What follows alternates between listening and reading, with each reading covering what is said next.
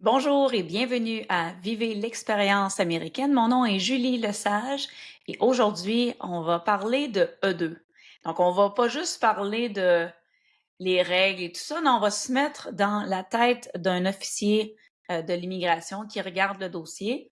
J'ai en fait revu tous les documents qui sont adressés à eux. Donc, on va voir qu'est-ce qu'ils doivent suivre et qu'est-ce que vous devez savoir et comprendre pour vraiment bâtir votre entreprise E2. Puis aussi, je pense qu'on va aussi parler du renouvellement parce que souvent, c'est une inquiétude. Donc, les gens se demandent, ah, mais est-ce que après dépendamment là, de 4 ans ou 5 ans, là, dépendamment de la durée de votre visa, est-ce que je vais pouvoir avoir un renouvellement avec ce que j'ai comme activité commerciale en ce moment? Donc, on se met dans la tête de l'officier d'immigration.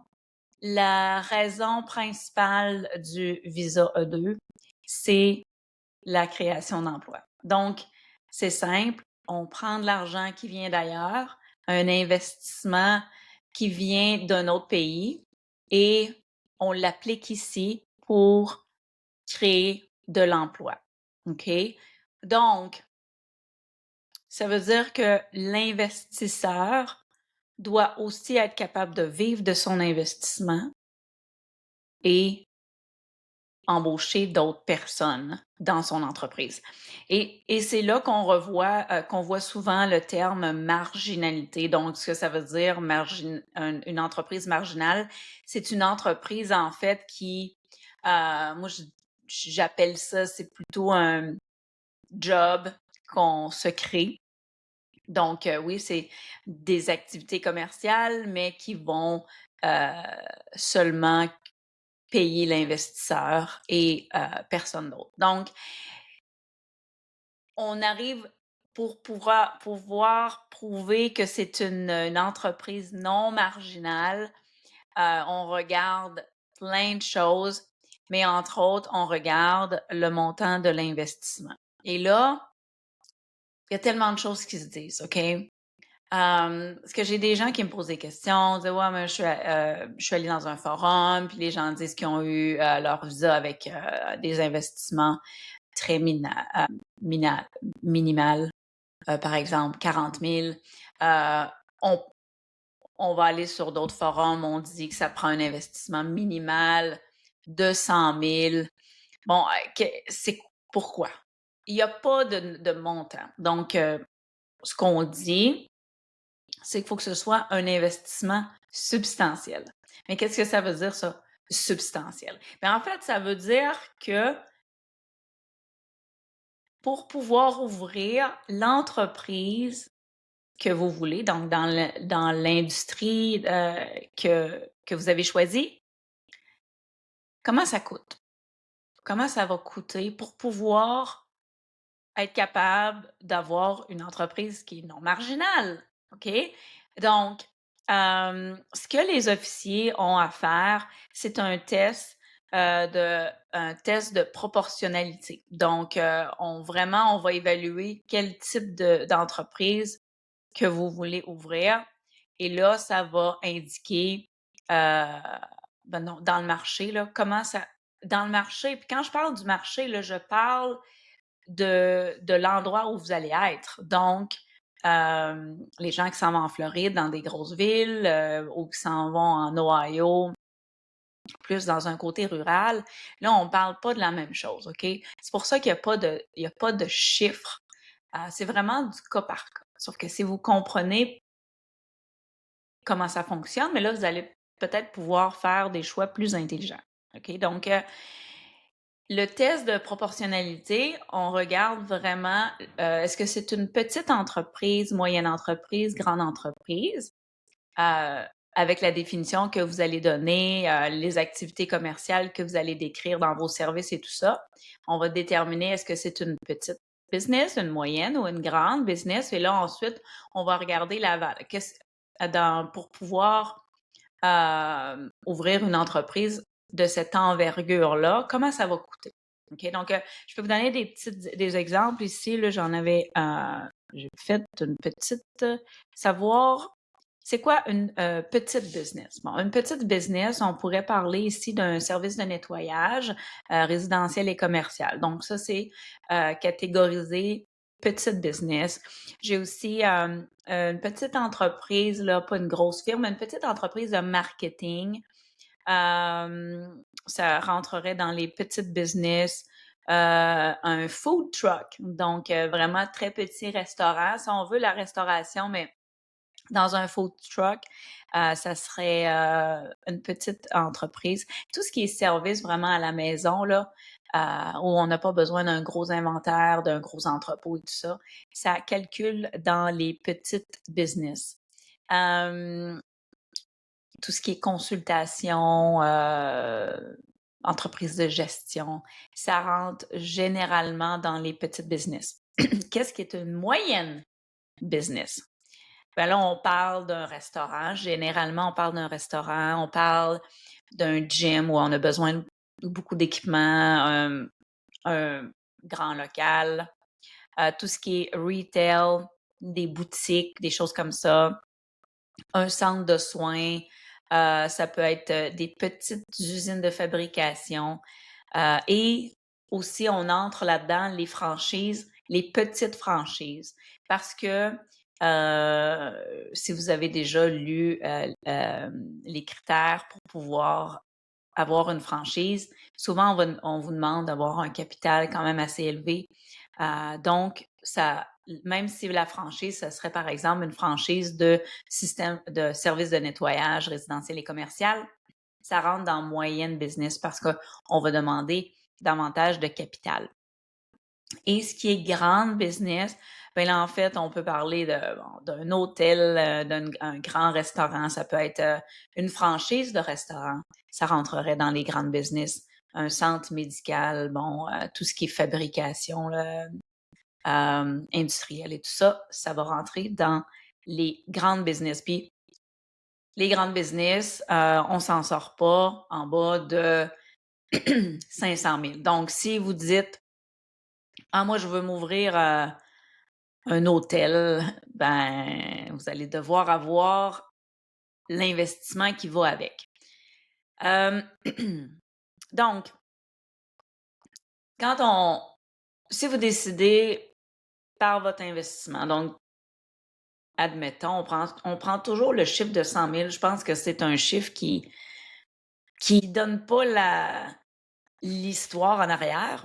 Donc, si vous avez 100 000 à investir, faut juste s'assurer que ce sont pour des activités commerciales d'une petite entreprise. Moyenne entreprise, on regarde un peu plus vers 150 et plus, là. C'est ça. 150, c'est vraiment le minimum. Donc, quand on parle de l'investissement, est-ce que vous devez dépenser le montant au complet? Ben, en fait, c'est bien de montrer que vous en avez à investir dans le futur, mais il faut vraiment dépenser une grande partie de votre investissement. Parce que une des choses que l'officier va regarder, c'est est-ce que l'argent, elle est à risque?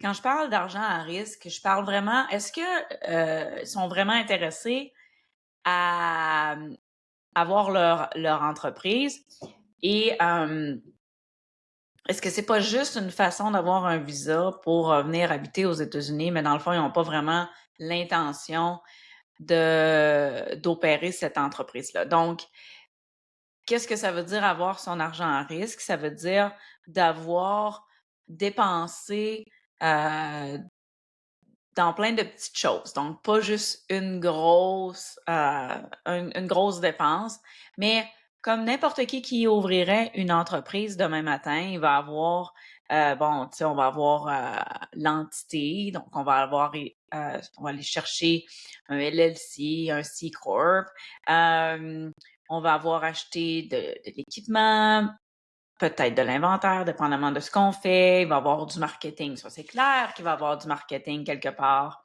Avoir un site web, un logo, d'avoir, je sais pas moi, si vous faites, le, dépendamment du type, vous allez peut-être avoir besoin d'un local ou même juste d'un entrepôt, une adresse, des assurances, logiciels d'opération.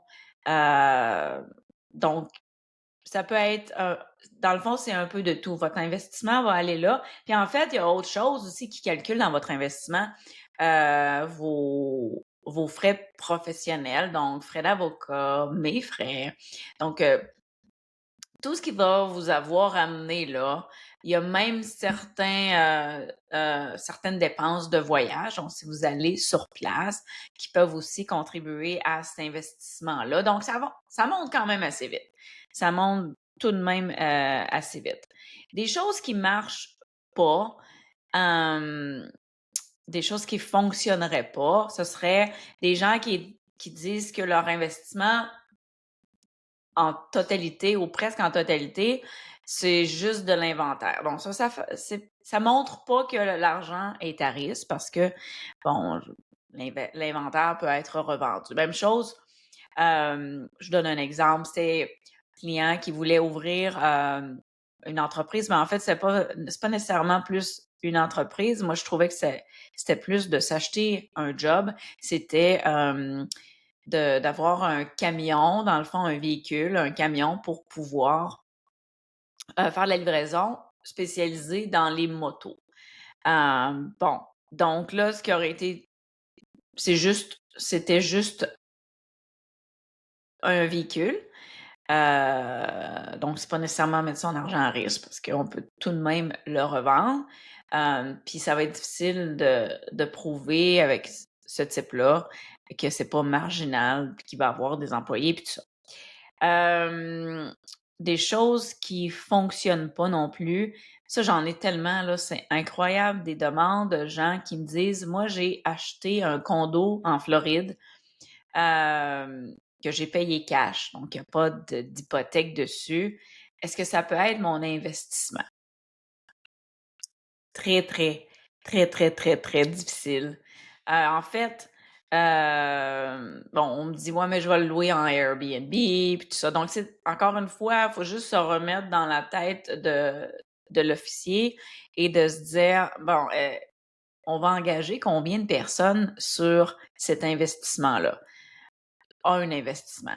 Ce qui pourrait fonctionner dans ce cas-ci, c'est bon, on peut en avoir un, bien, on peut offrir un service de gestion à d'autres. Tu sais, il y a certaines choses qu'on peut faire, mais encore là, le problème avec ce type d'entreprise-là, tout ce qui est gestion, consultation, c'est vraiment de prouver que c'est pas une entreprise marginale. Donc, on va embaucher des employés. Puis encore là, quand on fait notre liste dans le plan d'affaires, OK, quel type d'employé qu'on va avoir besoin? Faut que ça fonctionne. Donc, si vous me dites, bon, moi, j'ai 3 Airbnb, puis je vais engager une personne pour faire le ménage à temps plein. Vous n'aurez pas besoin d'une personne à temps plein pour faire le ménage. Donc, faut que ça fonctionne. Les gens disent, ah, OK, ben, je vais engager quelqu'un pour faire la comptabilité, mais ils ont presque pas de chiffre. Donc, ça prend pas quelqu'un qui va faire ça à temps plein pour une entreprise qui est quand même euh, relativement petite. Donc, c'est pour ça que j'aime ça énormément, les entreprises de services à la maison. Pourquoi? Ça peut être entreprise de nettoyage, homme à tout faire. Ça peut être aussi des entreprises de lavage de vitres, nettoyage à haute pression, des choses comme ça. J'aime ça parce que euh, c'est presque clair que vous allez devoir embaucher des techniciens qui vont aller chez les gens et c'est relativement des entreprises petites, donc qui n'ont pas besoin d'avoir un gros investissement. J'aime, j'aime beaucoup ce type d'entreprise-là parce que je trouve que c'est, si on calcule le risque versus l'investissement et tout ça, c'est très bon pour le E2. J'ai souvent des gens qui me posent des questions pour acheter des entreprises parce que là, on parle aussi, on parle d'avoir une entreprise qu'on va, qu'on va, qu'on va débuter, là, qu'on va vraiment un start-up, mais vous pouvez acheter une entreprise. Mais souvent, les gens me demandent, bon, moi, je sais pas pourquoi, je sais pas pourquoi c'est populaire, je sais pas si c'est en ligne qu'on dit que c'est une bonne idée, ou je ne sais pas, mais j'ai énormément de demandes pour ça. C'est-à-dire, moi, j'ai 90 000 dollars d'investissement et je veux m'acheter une station-service ou j'aimerais ça créer, débuter une station-service. Et là, je me dis, wow, un, si vous faites des recherches, vous allez trouver que oui, il y a des stations-service qui sont vraiment dans ces prix-là. Généralement, vous allez aussi voir que c'est presque ce qu'on pourrait appeler une reprise de bail. Donc, la raison laquelle c'est vraiment pas coûteux, c'est parce que il y a un gros bail qui vient avec entre 5 000, ça pourrait être 12 000 dollars par mois. Et si les propriétaires veulent s'en débarrasser, c'est parce que l'entreprise a un petit peu de difficulté. Puis il y a une chose, à 80-90 000 pour une station-service, on parle d'une station-service qui va être très petite, OK? Et si on a une petite entreprise, dites-moi comment vous allez prouver que vous allez avoir assez d'opérations pour pouvoir embaucher. Bon, il y a plein de choses qu'on peut faire. On peut ajouter un restaurant à l'intérieur. Il y a tellement de choses qu'on peut faire. Mais 80-90 000, c'est très peu pour ce type d'investissement-là. Donc, c'est juste de voir, oui, c'est possible d'avoir un petit investissement. Il faut juste que ça fonctionne avec le type d'entreprise que vous voulez ouvrir. OK. Donc là, on a parlé de la marginalité. On a parlé aussi de l'analyse de proportionnalité. Donc, savoir si c'est une petite entreprise et voir si ça fonctionne avec ce qu'on veut ouvrir. L'autre chose qu'il faut voir aussi, c'est quand on parle de l'investissement, bon, j'en ai nommé là, des trucs que vous pouvez faire, là, bon, l'équipement, le marketing et tout ça. Il y a des choses aussi que vous pouvez amener, que vous avez déjà. Souvent, quand on voit en ligne des investisseurs E2 qui ont déjà leur E2, donc qui sont déjà aux États-Unis en opération dans leur entreprise et qui vont aller sur des sites, des forums pour partager leur expérience. Si on regarde en profondeur, parce que oui, ça se peut très bien que quelqu'un se fasse accepter avec un investissement total de 40 000. Mais souvent, on regarde le cas au complet, puis on peut comprendre, OK, c'est pour cette raison-là. Donc, dans ceux que j'ai vus, donc ceux que j'ai étudiés, souvent, c'était parce qu'il y avait des biens, des actifs qui étaient qui que l'investisseur amenait des actifs qu'il y avait déjà dans une entreprise. Ça peut être des actifs qui sont corporels ou incorporels, puis on va les revoir ici, là. Donc, qu'est-ce que c'est qu'un actif corporel? Dans le fond, c'est super simple. Si vous avez une entreprise ou si vous faites des activités commerciales ou quoi que ce soit, vous avez de l'équipement qui qui sont de l'équipement essentiel à l'entreprise que vous voulez avoir aux États-Unis, bien, vous pouvez transférer votre équipement à l'entreprise aux États-Unis, puis l'inclure dans votre investissement. Donc, je ne sais pas, moi, si vous voulez faire une entreprise de handyman, un homme à tout faire, et que vous avez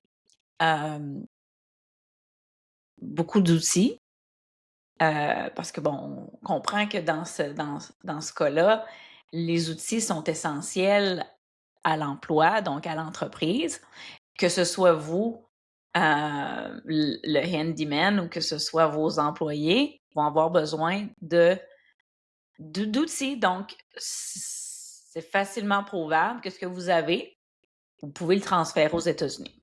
Et donc, la valeur, puis encore une fois, là, c'est comme, faut vraiment prouver la valeur.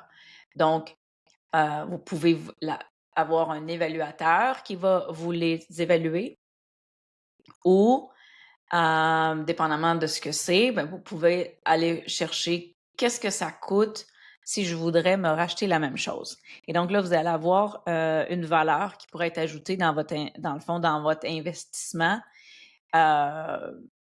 Puis ça peut fonctionner. C'est certain que ça peut pas juste être ça, mais ça, ça va embarquer par-dessus votre investissement, l'investissement vraiment que vous avez à donner pour ça.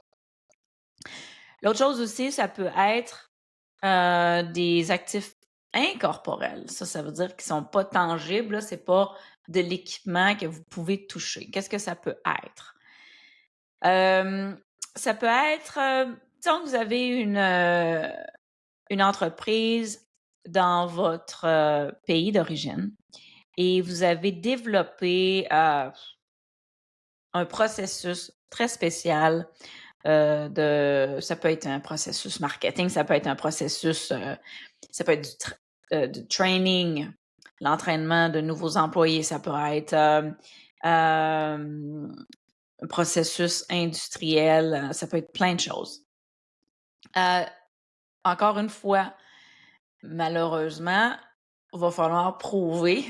Donc, vous allez aller devoir, dépendamment de ce que c'est, aller avoir un évaluateur qui va vraiment montrer la valeur que ça pourrait avoir. Ça peut être propriété intellectuelle, tout ce que vous avez un algorithme sur un sujet précis, une plateforme que vous avez développée au cours des années, tout ce qui est marque déposée, logiciel, etc., etc. Donc ça, c'est des choses que si vous avez développé, vous pouvez amener dans votre investissement. Malheureusement, ça coûte des sous d'avoir une valeur, donc quelqu'un qui va vraiment être payé pour montrer la valeur de cette propriété, de vos actifs incorporels. Donc, ça va calculer aussi dans votre investissement. Donc, mais si vous avez quelque chose que vraiment vous pensez qu'il y a une grande valeur, qui pourrait vraiment, bon, je pense que je l'ai expliqué assez, là. Il faut que ce soit essentiel à votre entreprise. Donc, si c'est un logiciel, ou si c'est vraiment une entreprise que vous aviez déjà au Canada, que vous voulez juste amener le concept ici, il y a des choses là-dedans qui vont pouvoir rentrer si vous avez, encore une fois, si c'est vérifiable, OK? Donc, souvent, quand on voit des entreprises qui ont E2 aux États-Unis, qui ont eu leur E2 avec des petits montants comme celui-ci, c'est généralement souvent ce qu'on peut voir. C'est beaucoup plus facile de prouver à l'immigration que vous allez être capable d'embaucher des employés si dans le passé, vous avez fait la même chose. Donc, si vous avez, et que c'est vérifiable, encore une fois, si vous avez eu une entreprise avec des employés, avec de bonnes opérations, qui a été débutée avec seulement un petit montant, pourquoi ça marcherait pas. Donc, si vous avez cette expérience-là, ben, dans le fond, vous pouvez l'utiliser. Donc, je pense que j'ai fait pas mal le tour. C'est vraiment là-dessus qu'on va se baser. Donc, l'officier, c'est vraiment là-dessus qu'il va se baser. En ce moment, euh, on regarde énormément la marginalité. On regarde beaucoup la marginalité parce que on veut la création d'emplois, c'est la raison principale du visa. Donc, si on n'est pas capable de prouver que ce ne sera pas une entreprise marginale, vous allez avoir un refus. Les entreprises, bon, en fait, les refus pour la marginalité, c'est la raison vraiment.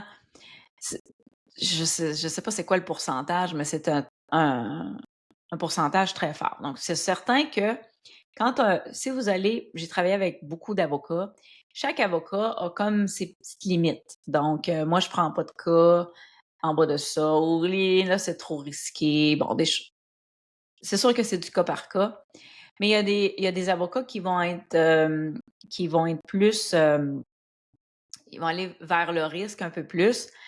Ils vont avoir un peu plus de refus, mais ils vont quand même prendre des cas qui sont un peu plus risqués. Puis il y en a d'autres qui prennent pas de cas risqués du tout. Donc, chaque avocat a vraiment ses limites.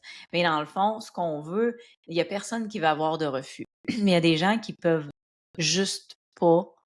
Ils veulent risquer.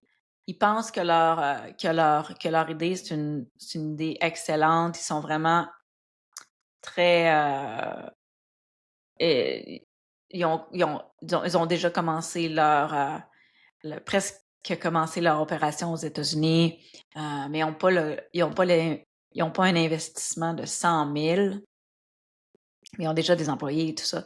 Je veux dire, vous avez un cas. Vous avez un cas, c'est juste que on amène les gens pour avoir le moins de risques possible, pour avoir le moins de refus. Parce que si vous avez un refus, il va falloir que vous pouvez refaire une demande, mais vous allez devoir attendre, vous allez devoir repayer, vous allez devoir, c'est ça, dans le fond, le refus que vous avez eu, ben, il va vous coûter vraiment cher. Donc, je pense que de, de comprendre puis d'essayer d'aller le plus, où est-ce qu'il y a le moins de risques, là, selon ce que vous voulez ouvrir, je pense que là, ça fait du sens. Fait que donc, qu'est-ce que je fais, moi? C'est quoi ma job? Ben, en fait, c'est de regarder votre idée, votre idée de départ. Donc, souvent, les gens n'ont même pas d'idée de départ, là. C'est comme, moi, je veux ouvrir une entreprise. Et on regarde qu'est-ce qui pourrait fonctionner à l'endroit aussi où est-ce que vous voulez aller vous installer. Parce que c'est certain que j'ai énormément de demandes pour la Floride, de plus en plus de demandes pour le Texas également. J'ai pas beaucoup de demandes pour des, des États plus vers le centre, donc j'ai pas beaucoup de demandes pour le Wisconsin, disons. Mais il faut comprendre que c'est souvent une bonne chose d'aller s'installer dans des endroits où souvent les investisseurs veulent pas aller s'installer. Pour amener justement à l'économie locale, c'est souvent une bonne idée d'aller s'installer dans des endroits comme ça.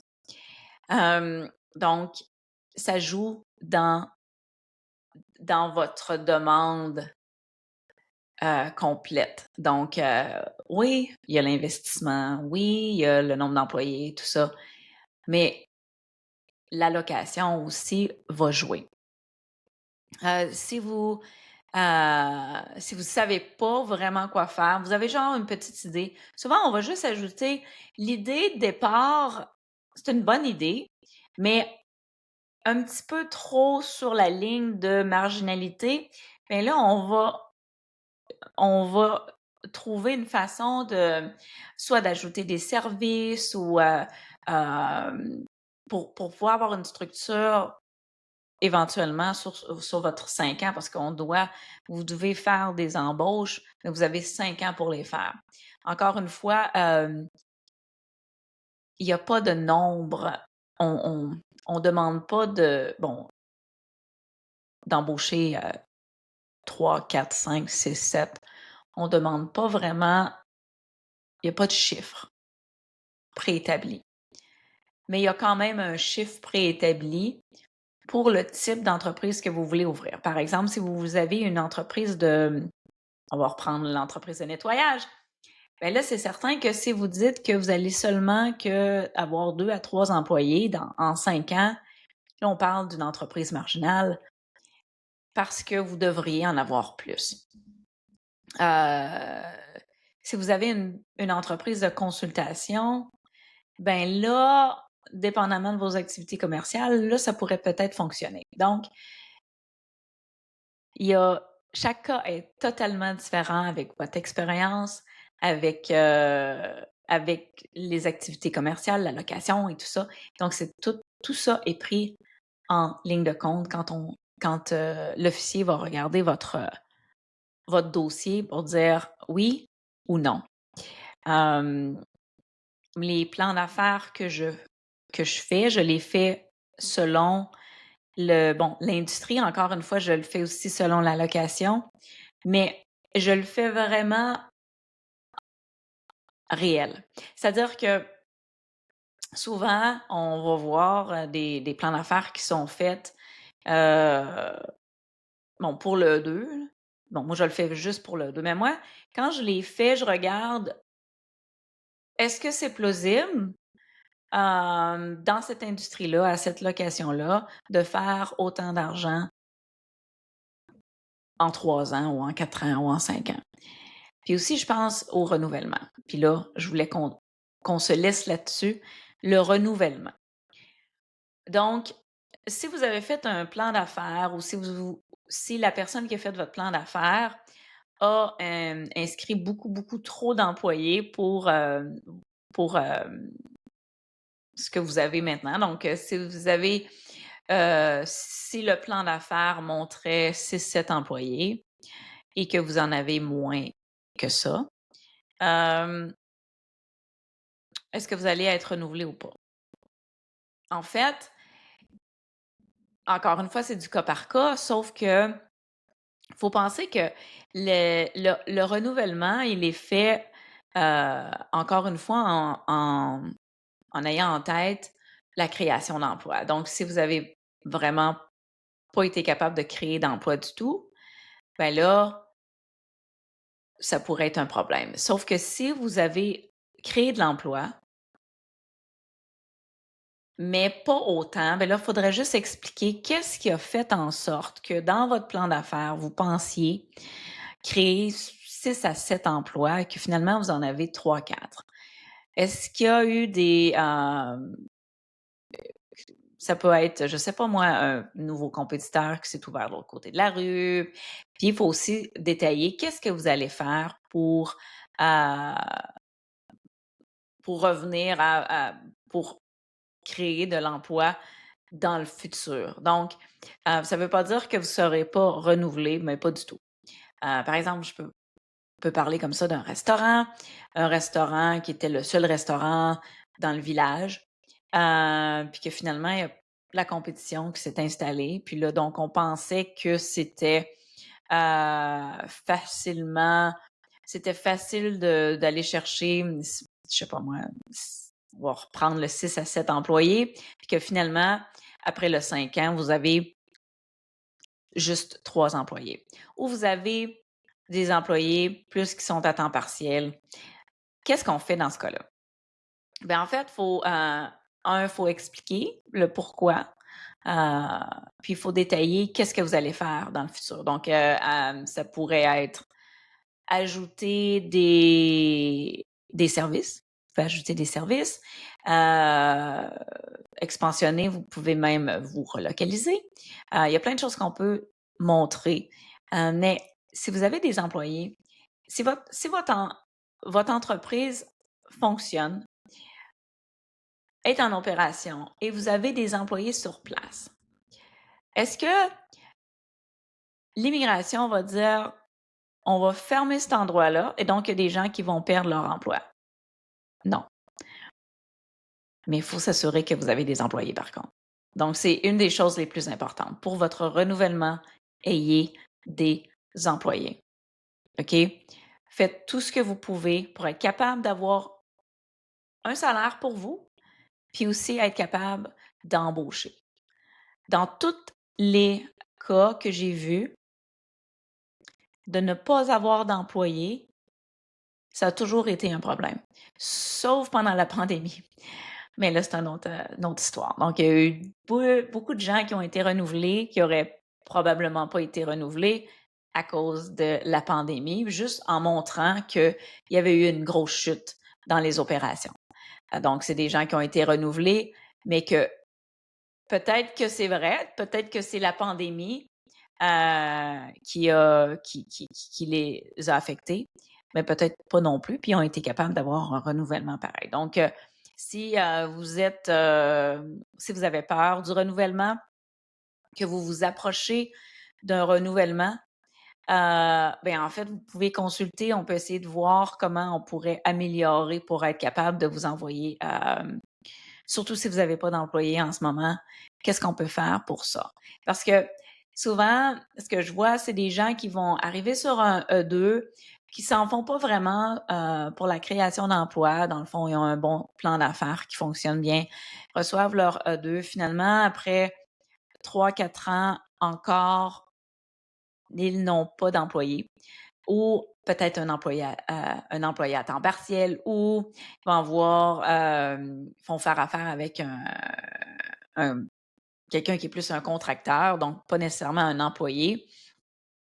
Puis ils n'ont jamais pensé que ça pourrait être un problème parce que ils avaient dans l'idée qu'ils étaient pour changer de statut ou de changer de visa à la fin de leur E2. Puis finalement, s'aperçoivent que c'est pas aussi simple que ça en avait l'air au départ. Puis ils veulent pas retourner dans leur pays d'origine. Donc, on essaie de voir s'il n'y a pas des façons de vraiment mousser les efforts pour vraiment la création d'emplois. Puis on a plein de tactiques pour le faire. Donc, j'espère que vous en avez appris. Si vous avez des questions, vous pouvez toujours les mettre en commentaire et je vais y répondre. Merci et à la prochaine!